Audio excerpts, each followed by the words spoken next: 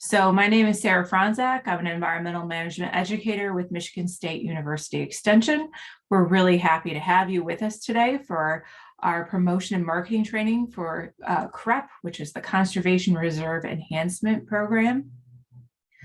CREP is a cost share program. It's a child program, if you want to think of it that way, to CRP. So it shares the same origins, similar kinds of practices, and purpose, really, which is getting conservation on the working lands in Michigan.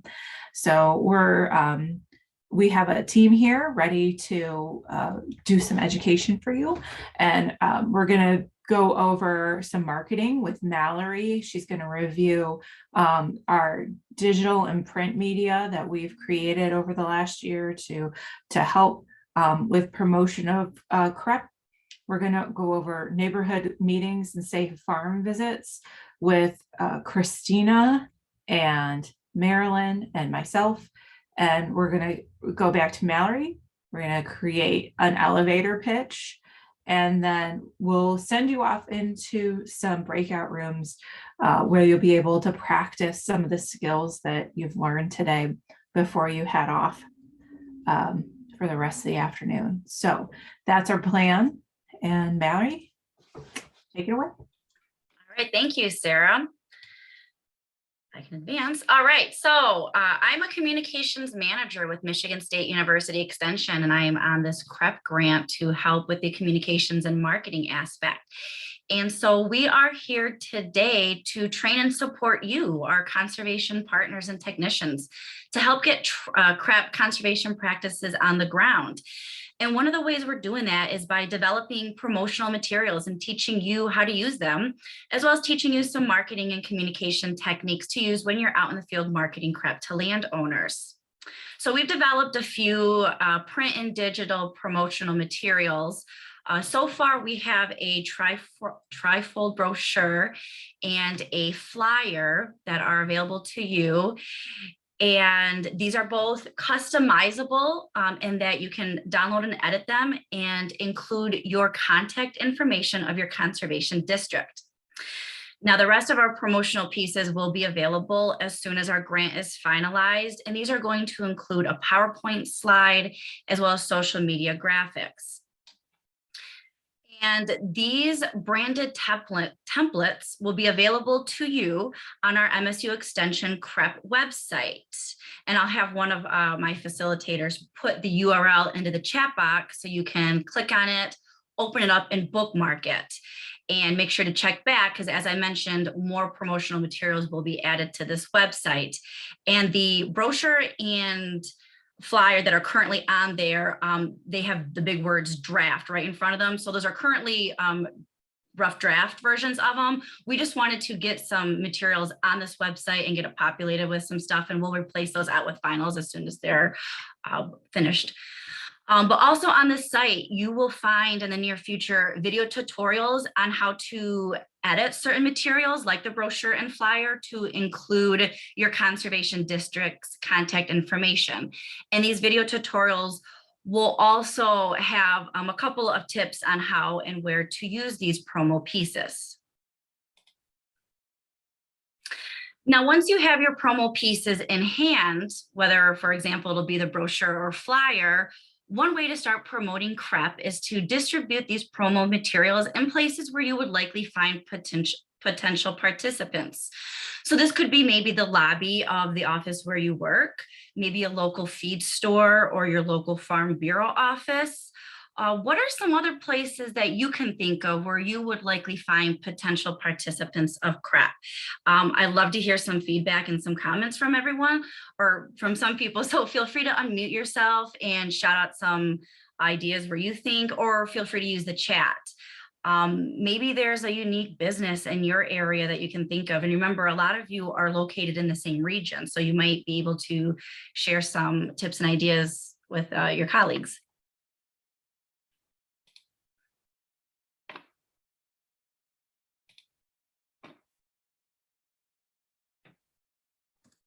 I'll just jump in real quick. If anybody needs to open that chat box and hasn't found it yet, at the bottom of your screen, there's a button that says more. If you click that button, you can then choose the chat box from there. So feel free to communicate with us that way. Thanks, Ashley. So grain elevators and co-ops, those are great examples of where you could distribute some promo materials. Anyone else have any other ideas? I used to leave flyers at the shooting clubs. So like at conservation clubs. Very good. Meetings and events, and actually I'll talk about that in a few slides. Meetings and events are great places.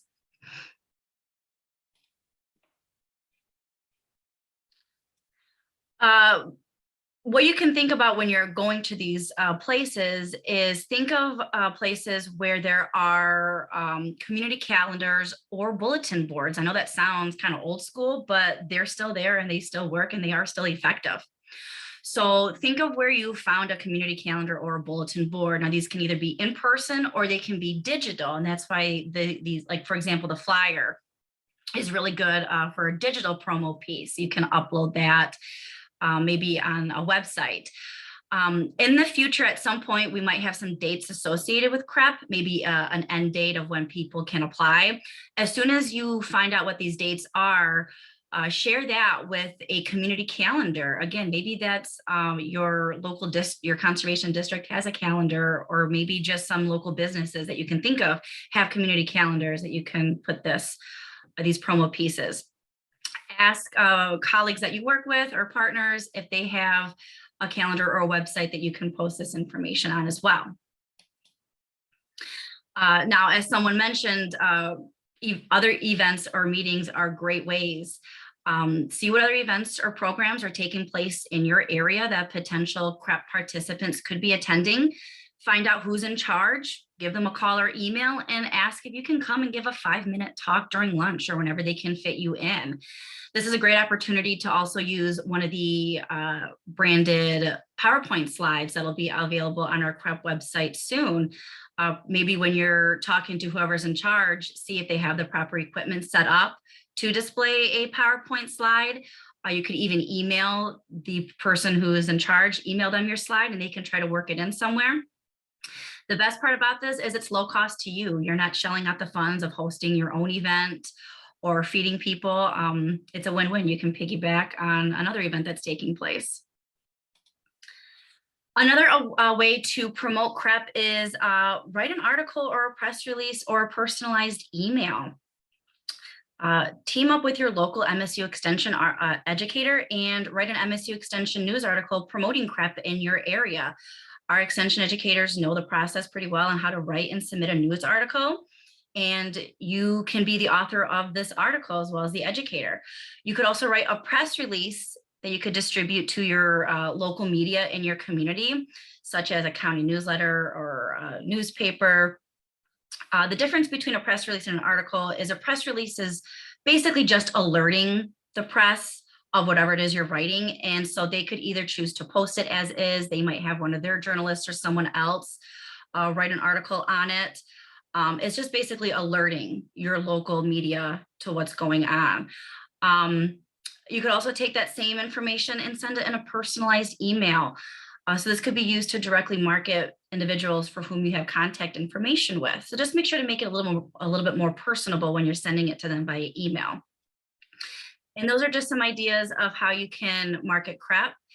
And I'll pass it over to Sarah. Great, thanks, Mallory. Hopefully you guys got some new ideas that you hadn't thought of in the past. Next, we're going to hear from Christina Corral. Christina is an educator with MSU Extension. Christina, do you have your slides ready to go, or do you want me to use mine? All right, she's ready to go. All right. Great to hear from you, Christina.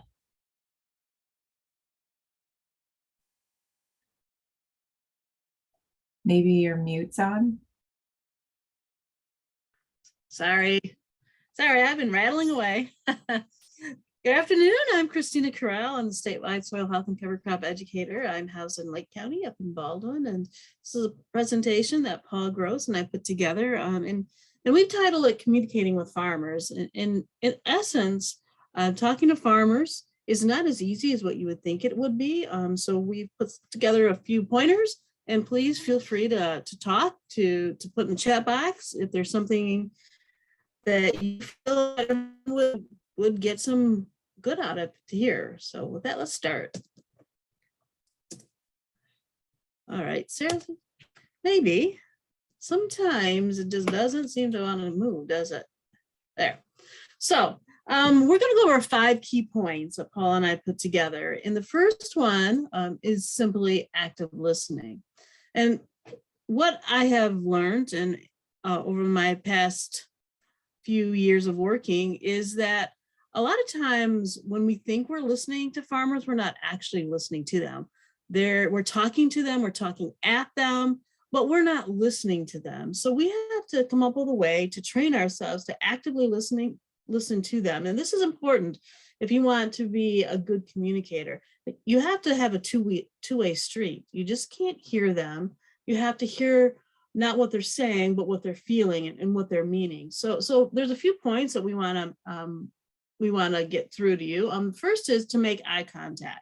This is hard for some of us in some situations, especially if you are a little bit more submissive and you're with a farmer or a grower or landowner who is a little bit more aggressive. It's really hard to make that good eye contact. But if you can make good eye contact, it really makes them feel like you're listening to them, that you're hearing them and understanding what they're saying. So making good eye contact is essential. And it's really hard right now in our Zoom world to make good eye contact, but it's something that you need to really train yourself to do, is to look at them in the face, look them in the eyes, especially, and make sure that they can comprehend what you're saying and that you understand what they're saying back to you.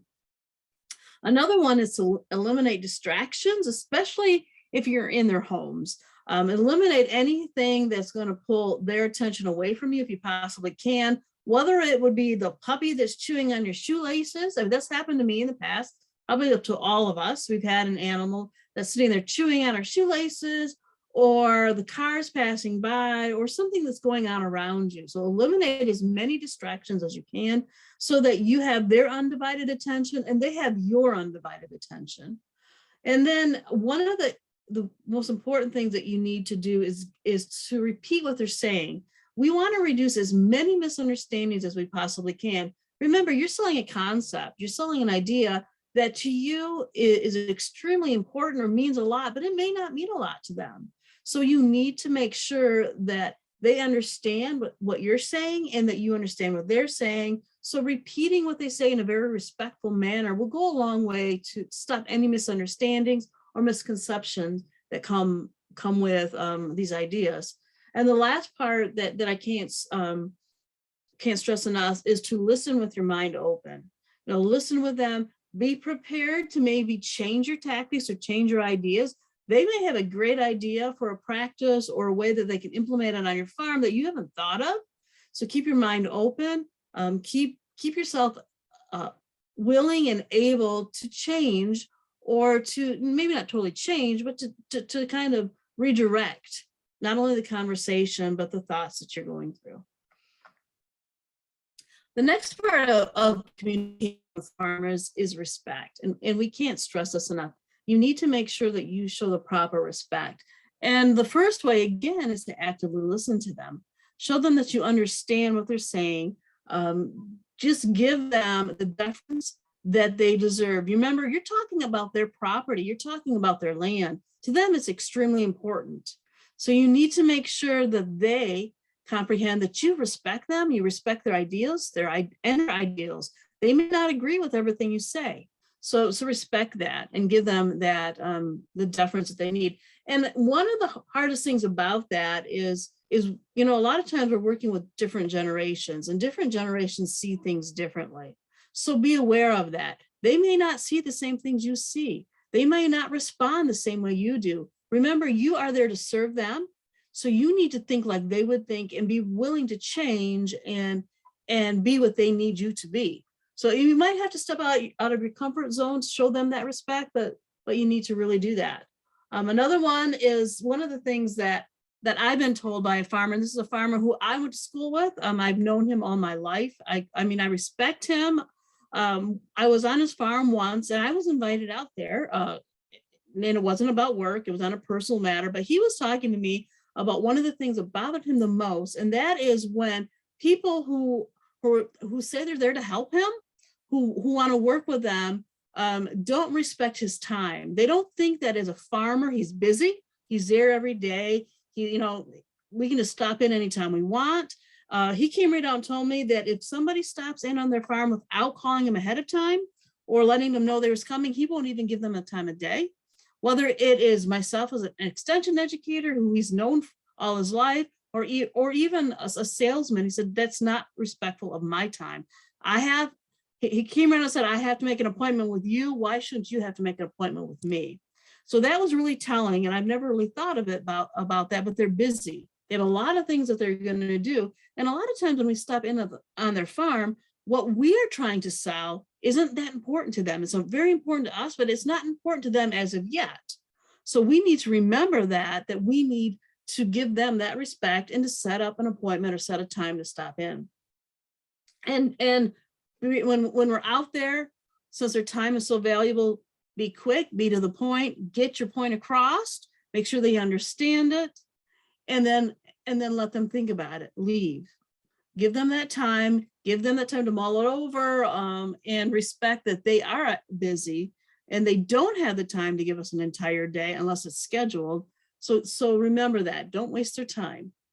And the last one, and this is something that I am seeing as I get older and as I'm working with farms, even farmers older than I am, but especially those that are younger than I am, we disagree with on a lot of things. But it's okay. Disagreement is okay.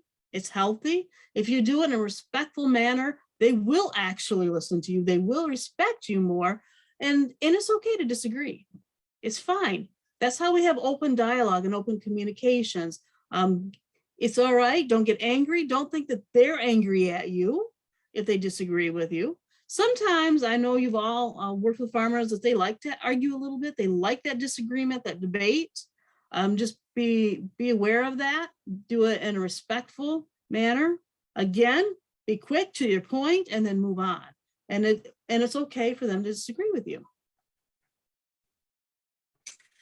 Next, I want to talk to you a little bit about it's to show appreciation. Thank the farmers for letting you come out and talk to them. They don't have to. This is something that they are allowing you to do. Again, their time is very valuable, so acknowledge that. Acknowledge their time, acknowledge their willingness to let you come out and talk to them. So show them that appreciation. And remember, if you want to gain their respect, have good manners. I can't stress this enough. Marilyn's going to talk a little bit later about knowing your farmers, but this is where it becomes really important. Try to get to know your farmers before you go out there, especially for that first time. Understand what their values are, understand what their background is as much as you can, so that when you go out there, you can have good manners that they will appreciate.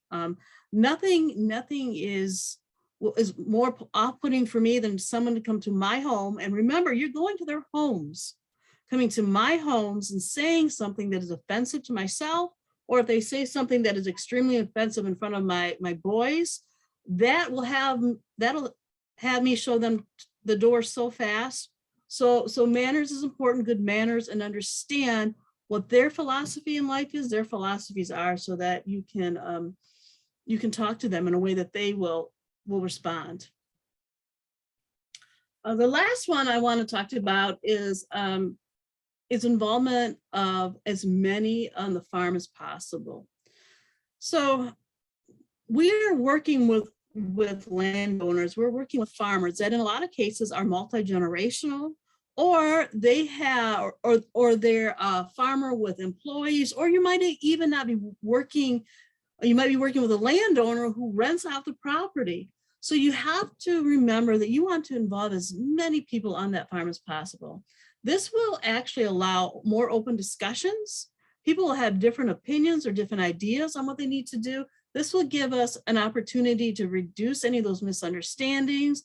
Actually, it's really good if you're working with a multi-generational farm, because there may be something that's happened on that farm 50 years ago that the current operator, the current decision maker didn't realize, but somebody in the past knew, and that'll bring that up for a discussion. And it just opens yourself up to more respectable. I mean, you'll just get farther along with that farm.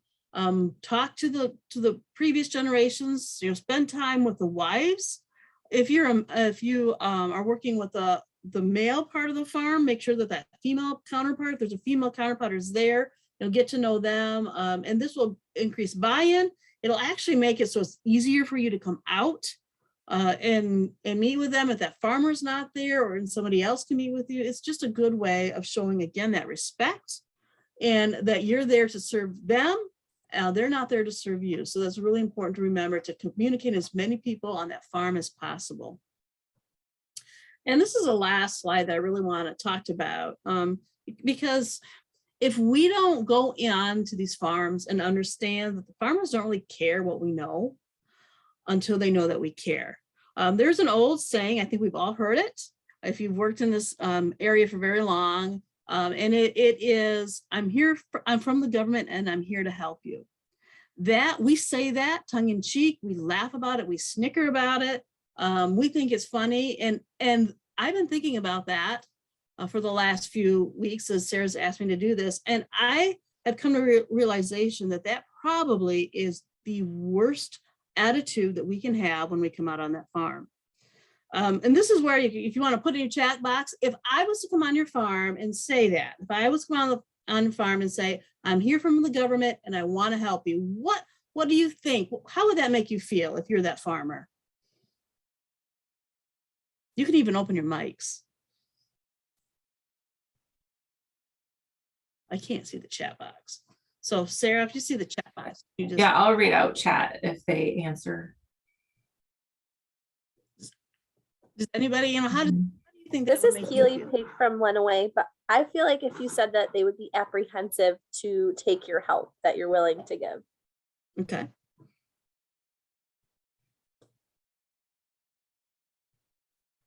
What else do you think that you would feel? I'm put it back. Laura says you're implying that something's wrong and that they need your help. That something's wrong on their farm.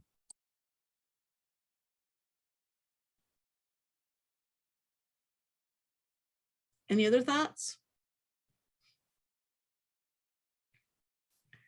I think it implies that they're not managing something correctly, and that's insulting. Mm-hmm. It's very insulting, especially since I don't know them, nor do I know their farm. So I'm coming onto their farm saying, I know more than you about something that I know nothing about.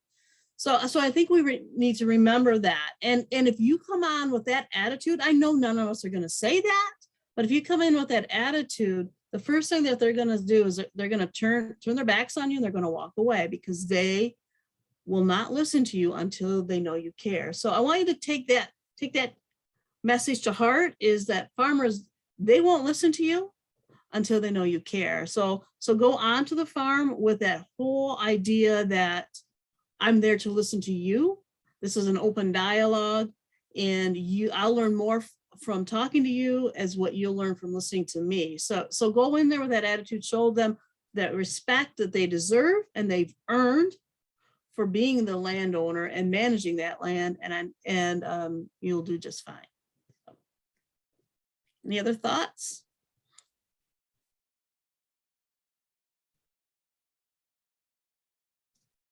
Well, thanks, Christina. Those are some beautiful longhorns there in your picture. I can take it down the road. I see them just about every day. Next on our agenda is Marilyn Thalen. She's going to give us a presentation talking about farm safety. So, Marilyn.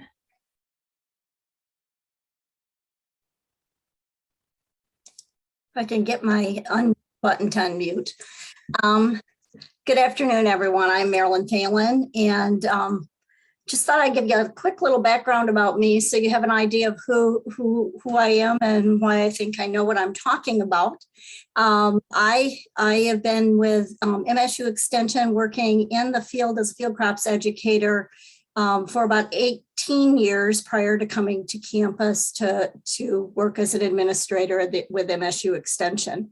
I also farm with my husband at about 2,500 acres and work with consultants and educators and conservation district technicians over those 35 years that I've farmed in partnership with him.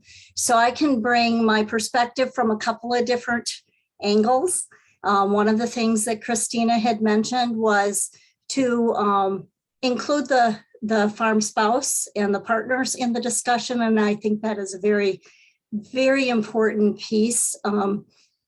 They may or may not be able to attend meetings, especially if they're during regular business hours, because some of us do work off the farm, but recognizing that they are a partner and their opinion counts in terms of any management practices that go on the farm is really important. So even if they're not able to meet, let them know what it is, provide information they can reference and so forth, especially if there's going to be dollars involved and they have to spend some money. I write all the checks.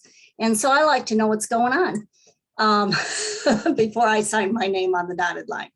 So those are really important pieces that Christina had shared with you. I wanted to share with you today is guidelines for safe and efficient cold calls. So as I've listened to them talk about the CREP program and its rollout in Michigan, a lot of what has been talked about is that we are going to do cold calls.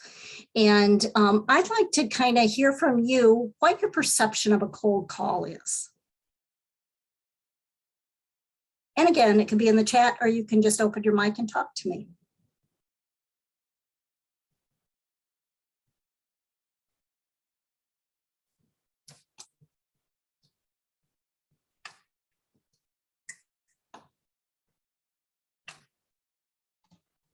Am I not sharing my screen?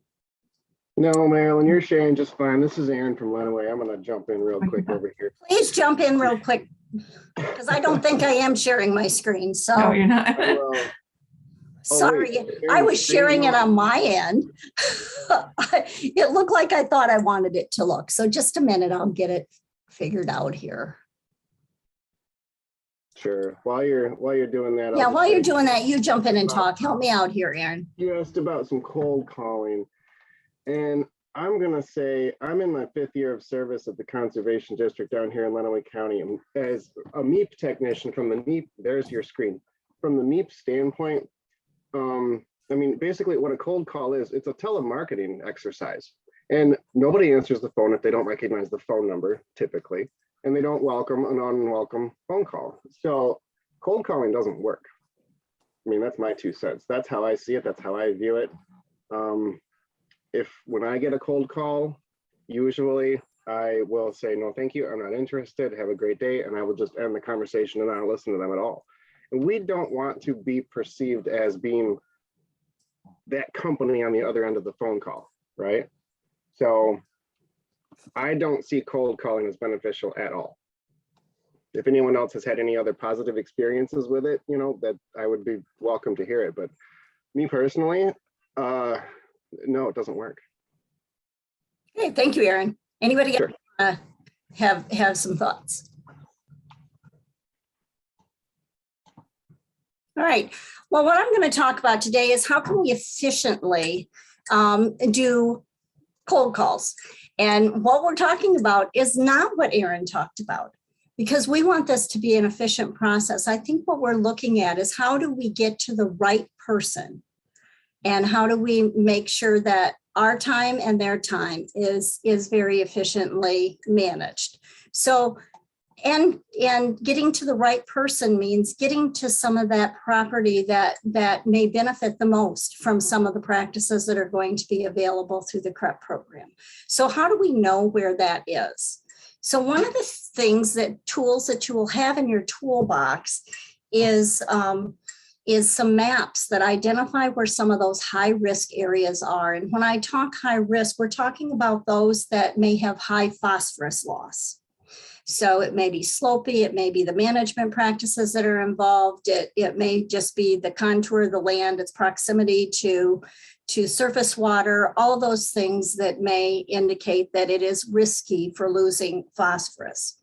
So once you take a look at those maps, then you need to identify who owns that land. And there's some different ways that we can do that as well. I'm old. So one of the things I've always used is the plat book, and a lot of counties will have those.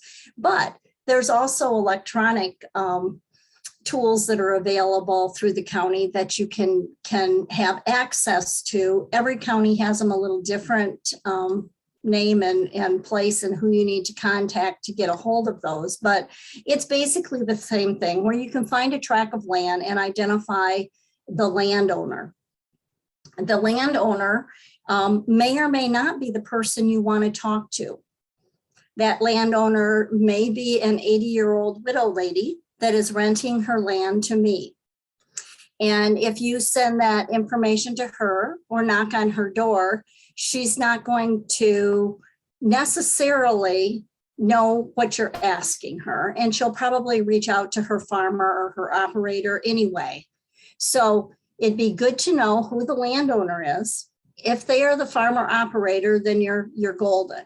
If they are not the farmer operator, then it's best to figure out who that is. And that might be a little trickier person to locate.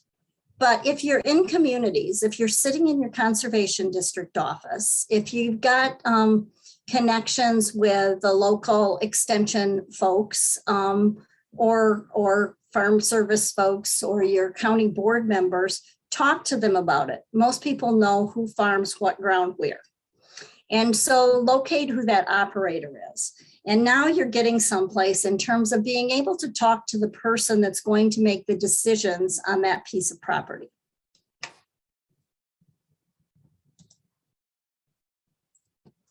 So if it's the landowner, I just covered all this. I am really doing bad with my slides today, guys. Sorry about that. I'm like one step behind the parade here. So this is what I just talked about. I was enjoying my picture of the map, I think. So connecting rhythm really is not making those cold calls, whether it's by phone or whether it's knocking on their doors. It's really doing your homework first. The next step is to make an appointment with that operator, and Christina covered that very well. These folks are very, very busy, and you may or may not even find them if you go looking for them. If you don't have an appointment, they're not going to even know you're coming. They may be in the semi delivering grain up to Zealand today. So, you make an appointment that respects their time. It respects your time. Then you have a time where you can go out there, let them know what you're looking for. Mallory talked quite a bit about marketing. If you've done the marketing in the area, so people know this program's here, they've read it in the local paper, they've picked up a brochure when they were at Greenstone, paying their bills. They've seen it several places. They're like, oh, I've seen this a lot. Maybe I should pay attention to what this is. And then when you give them a call, let them know who you are and ask for an appointment, they'll recognize what CREP is and they won't think you're a fly-by-night salesman. So make that appointment with them. Do your homework. So have an idea of what pieces of property they farm, how they farm, what some of their interests may be in terms of conservation. Are they somebody that's no-tilled for 20 years and this is something that'd be interesting to them? You could start at the level that they're at in terms of their understanding of some of the practices that you have. So, prepare that so when you talk to them to make the appointment, you've got a little snippet of information that may interest them and encourage them to accept the appointment.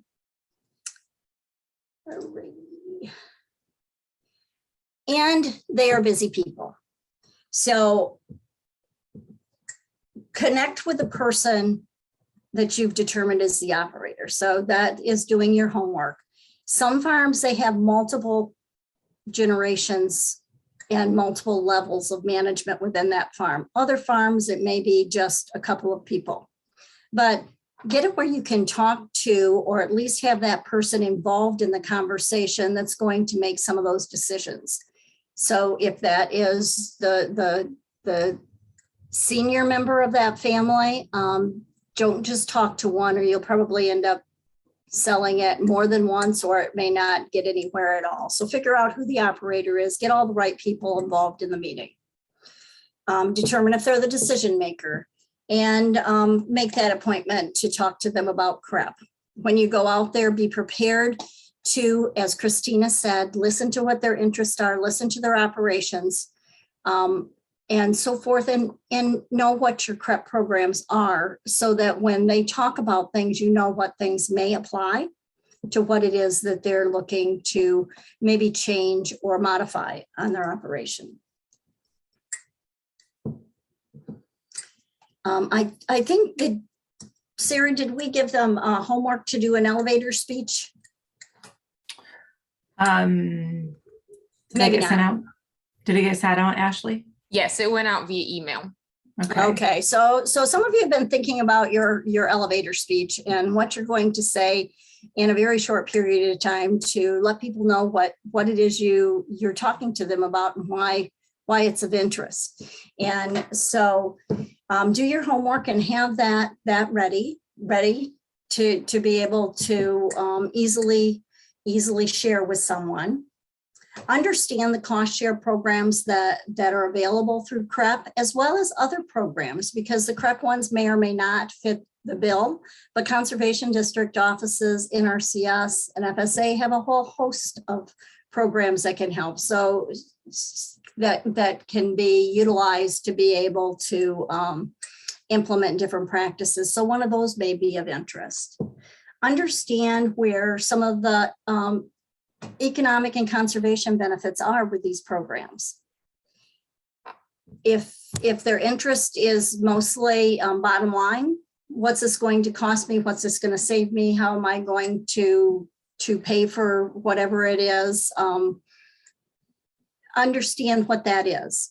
So they may be getting some cost share for putting the practice in, but what's it going to do to the number of bushels they have to sell? If I'm taking land out of production, I have less cash running through the operation. So what's that going to do for me? But what if we're taking that land out of operation that was losing money? So then you have less inputs going in as well. So understand what the benchmarking is, what the cost of production is, what things could actually have an economic benefit for them. If their interest is conservation, it's easy to talk about where some of these can improve the water quality coming off the farm, improve the soil quality, and so forth. So understand what their benefits are by listening to what their concerns are, and then help to share where some of these practices can fit that interest.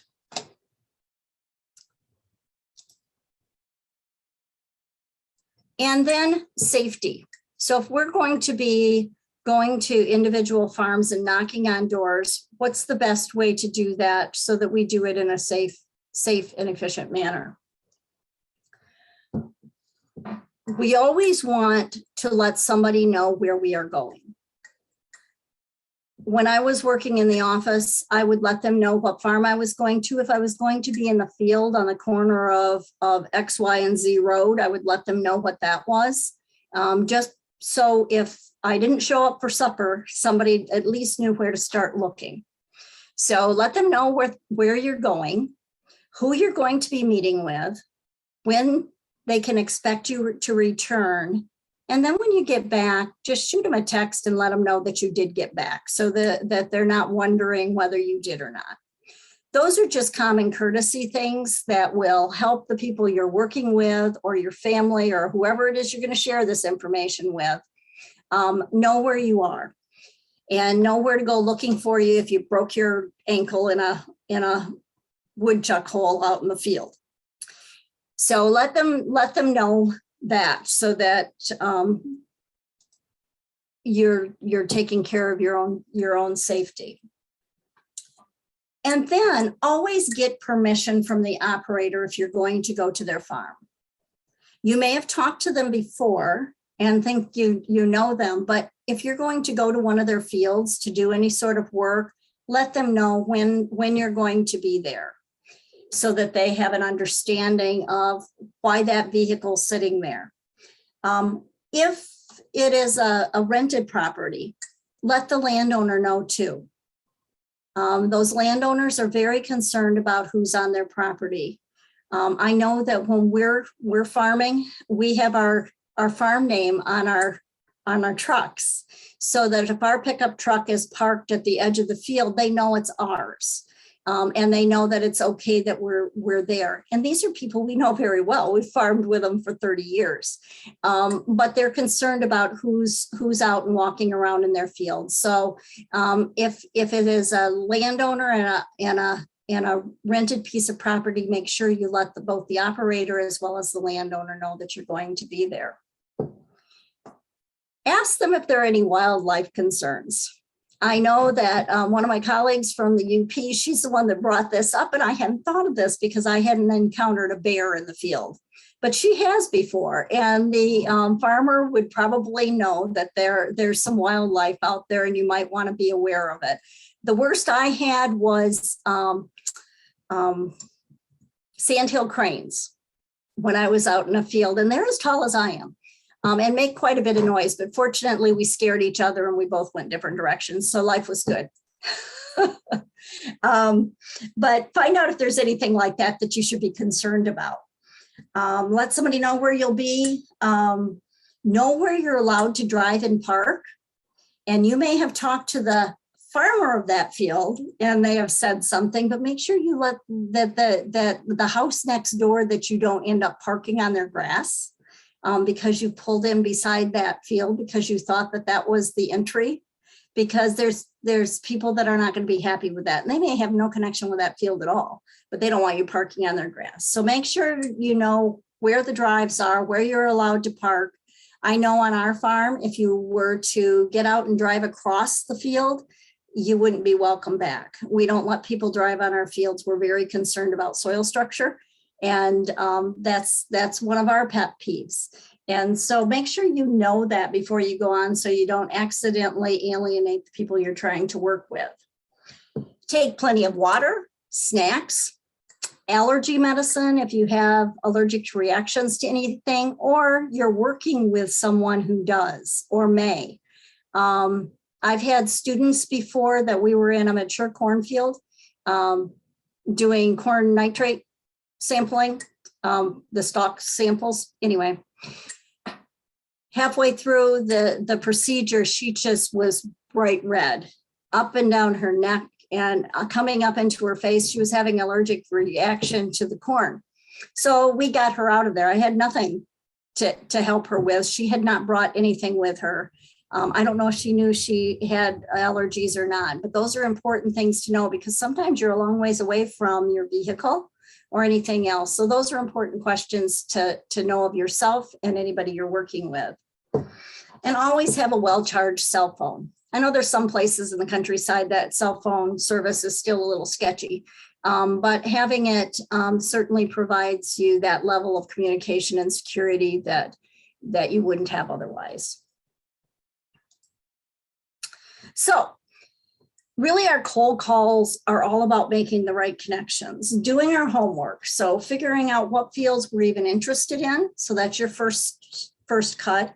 Finding out who the decision makers are for those fields, who the landowners are, who the operators are, and then building some relationships, getting to understand their operations based on the information that's available through your office, through these maps that we'll provide, through people that you can talk to, and then make an appointment, come prepared. And as Christina says, always be very respectful. So with that, if you have any questions, I'd certainly welcome them at this time.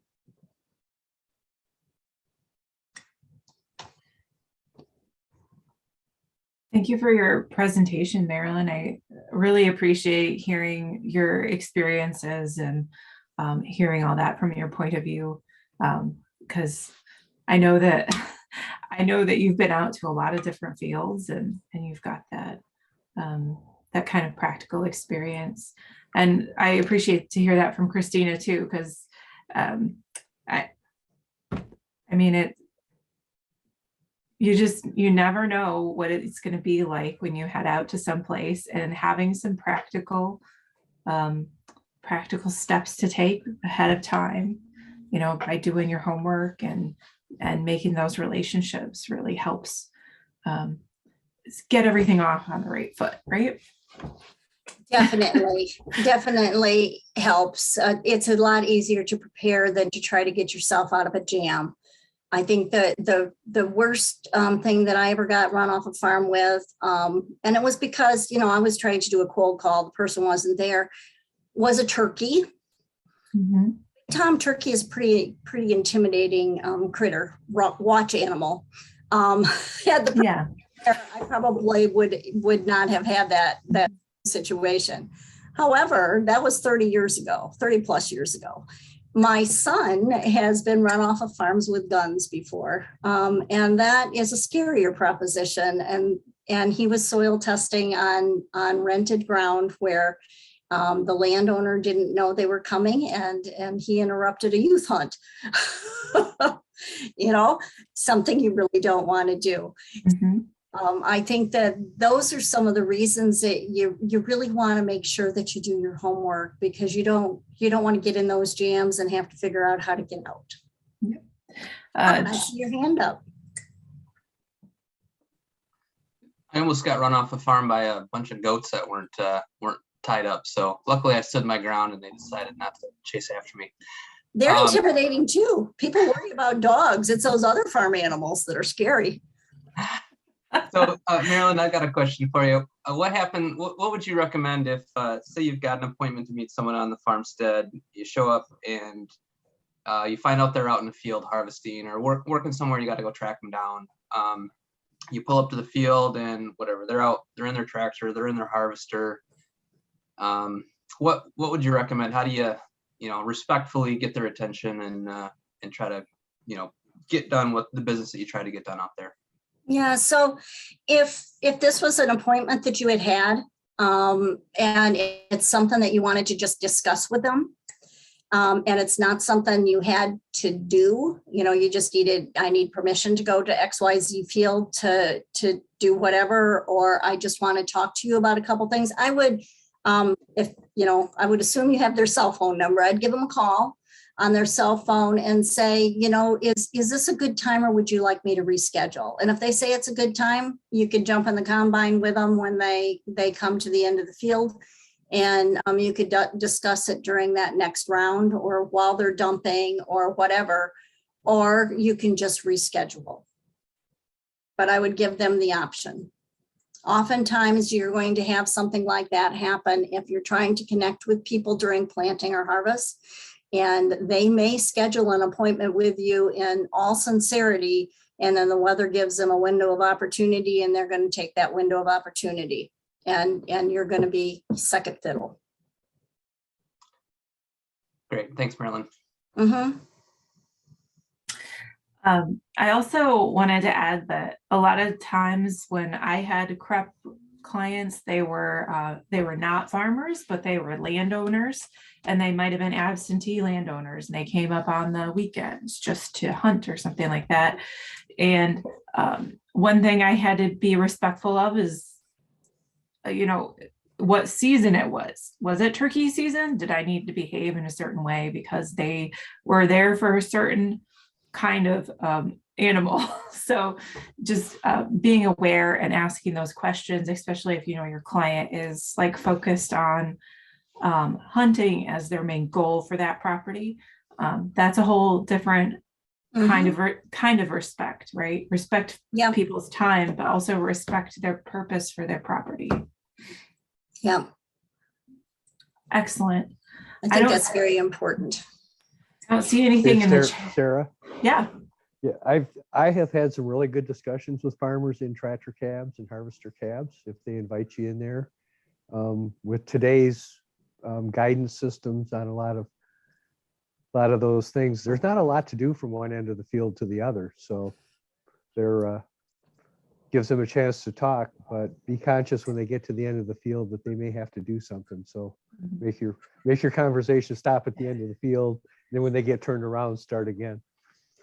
Good point. Good point. Yeah, well, and I think that also in this day and age when different people have different ideas of safety in terms of COVID, you need to be respectful of whether or not they want you in that closed space. Some people are going to say, nope, this is a confined space. I would just as soon talk to you once I get to the end of the field, and I'll get out and talk to you. So it's really important to recognize that there's a whole range of values in terms of that we didn't worry about a couple of years ago. Yeah. And we're fortunate and with technology now. I'm working with a farm and I've never met him. We've been working for 6 months. I'm going to meet him for the first time next week. But we've been doing a lot via Zoom, via other mechanisms. So there's a lot I can do with him. And now that I'm going out there, I can do what I need to do in person, but there's a lot we can do with the discussions ahead of time. And we're making eye contact. We're seeing each other. We're getting to know each other. So you know, there's other ways than just meeting with them. And you can meet, we're meeting in the evenings, just because that works. He works off the farm, so it works for him that way. And with technology, it's no big deal. So yeah, that's a really good point. We've learned a lot how to be very efficient on some of these things. And so that's some of that homework you do ahead of time. If it's just something you're going to discuss, when's a really convenient time? And is technology a good way to do that? And there's another farmer that I met with on the soccer field last year. He's long ways away. My kids were playing soccer up there. His kids was on the other side. So we met on a soccer team and it worked, people. He's way up in Sheboygan. I met him in Sheboygan at the soccer field. It worked. Of another value for those traveling teams that I know. That's right. All right. Well, I'm gonna give one more presentation before we go into breakout rooms. So let's see. Can you stop sharing? And I can do that. All right. Thank you all very much. And I'm going to have to exit right now, but I've enjoyed this conversation. Thanks, Marilyn.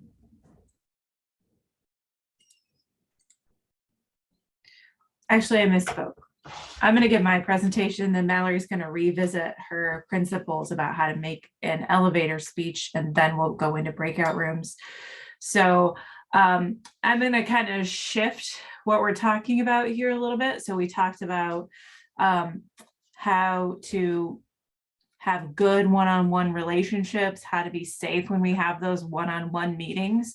I'm going to talk a little bit about how to hold an interest meeting. So this is more of like a group type of meeting.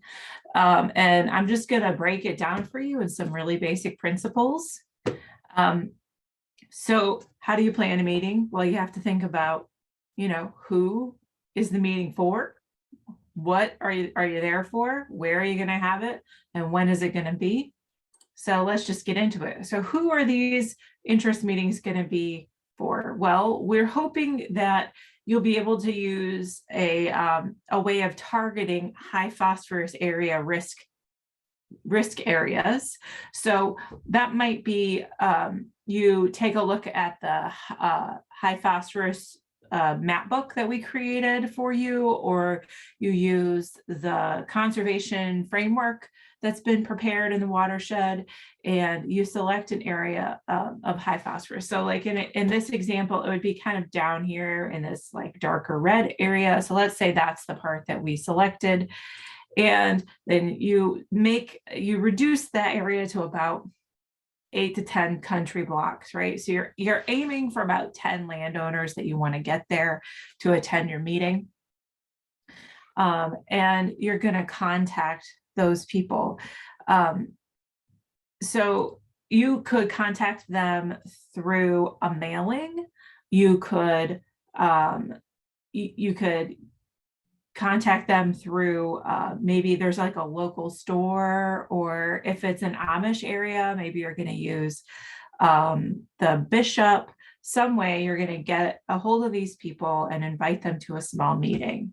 So what's the meeting going to be about? Well, hopefully your topic's going to be CREP, but you could use this principle for really anything. So you're going to talk about CREP. You can use the materials that we've prepared for you. And you have to remember that mostly this meeting is going to be about relationship. So you also might want to bring along some snacks. Maybe you're going to have a meeting in the morning and you're going to bring like some donuts and coffee, something that's going to encourage people to sort of mull around and talk a little bit. And remember, they're neighbors, so they may, I mean, like, they might not know each other, they might know each other. Depending on the neighborhood, it might be a good relationship. There might be some sticky things. So remember that those relationships are active as you're developing this meeting too. So where are you going to hold this? Well, you could hold it at a local restaurant, township hall. Farm shops are really handy if you have a partner that is willing to help you out. You could also, in nicer months, you could have a field where you just walk out onto the practice in a field where it's already established, and you show people the practices that are available in CREP. Any of these sites would be great for having some of these smaller interest meetings. So let's talk about timing. Well, you need to consider your audience. If your audience is a bunch of dairy farmers, maybe you shouldn't have the meeting during milking times, right? Try to work around that. If you have people in your group that are, like I said, absentee landowners that only come up on the weekends, maybe you need to have a Saturday morning meeting. So think about your timing and consider your audience in that timing. So I know this was a really quick rundown of how to make up a meeting. I wanted to give you some of those tools really briefly, but if you have any questions, just go ahead and put it in the chat box, or turn on your microphone and shout it out. Because I'm happy to hear suggestions about meetings too, that maybe you found a tip that you really are dying to share. So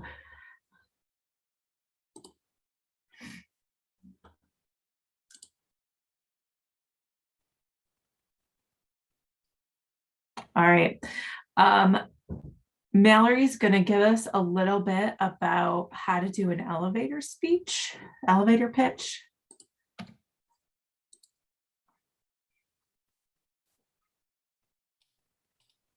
Thank you, Sarah. You had to do a lot of clicking around. Okay, so I know the phrase or the elevator pitch has been tossed around a couple of times already this morning, and I'm sure most of you know or have heard of an elevator pitch or an elevator speech. But in case you haven't, I'll just do a quick rundown on what that is. When it comes to marketing and trying to promote a program, you won't always have excuse me, I lost my train of thought. You won't always have promotional materials or visuals on you, and you need to be able to engage and talk with someone about CREP. And that's when it's helpful to have an elevator pitch prepared and ready to give at any time. Excuse me. So elevator pitches, they usually vary between 30 and 90 seconds, which is often the amount of time you share an elevator ride with someone, hence the name an elevator pitch. Pitches aren't just about saying as much information as you can within that time frame. It's a strategic form of storytelling that invites your audience to support whatever you are pitching to them. So keep in mind that it's not just about what you say and how you say it. A huge component of pitching is keeping whoever it is you're talking to engaged and being able to adjust your pitch based on who you're talking to. You'll see when we go into our breakout rooms, we're going to give you some scenarios on where you might pull up an elevator pitch, and you might have to tailor that based on the question that someone is asking you. So you may have seen this a little prep work before getting on today's training. If you haven't, that's okay. You can work on it a little bit now, but I wanted you to just kind of write down some ideas or some key points based on a couple of these prompts, such as enrolling in CREP helps people in your community because, and then answer that how you would want to answer that. And then also explain how CREP can make a difference because, and then you might answer how has CREP changed or has the potential to make change in your community, and what are the benefits of CREP. So those are just some key points that you can brainstorm, and you're going to form those key points into your pitch. In excuse me, your key points should be, oops, I'm all over the place. Your key points should be relevant, engaging, and impactful. And the more opportunities you have to repeat your pitch, the more natural you'll be able to share it with others in a real life situation. And we kind of want to give you that opportunity to talk a bit amongst it with each other in your breakout rooms. And we'll just have the following as a kind of a guideline to help when we do go in breakout rooms. And I think we're actually ready to do that right now. Ashley, if you want to get that going. Yep. So in our breakout rooms, we're going to go over that elevator speech. If you've got one prepared, or if you have any questions about things that you're like struggling with, you can do that with your group and your facilitator. And then we also have some scenarios of situations that we think are pretty common that we'd like you to sort of brainstorm about as you go out, or as you're in your facilitated groups, and try to think through those with your group. So Ashley is going to put you into groups. Yep, so you're all going to see a join or breakout room button appear on your screen. So I'm going to go ahead and activate those now, and you are on your way.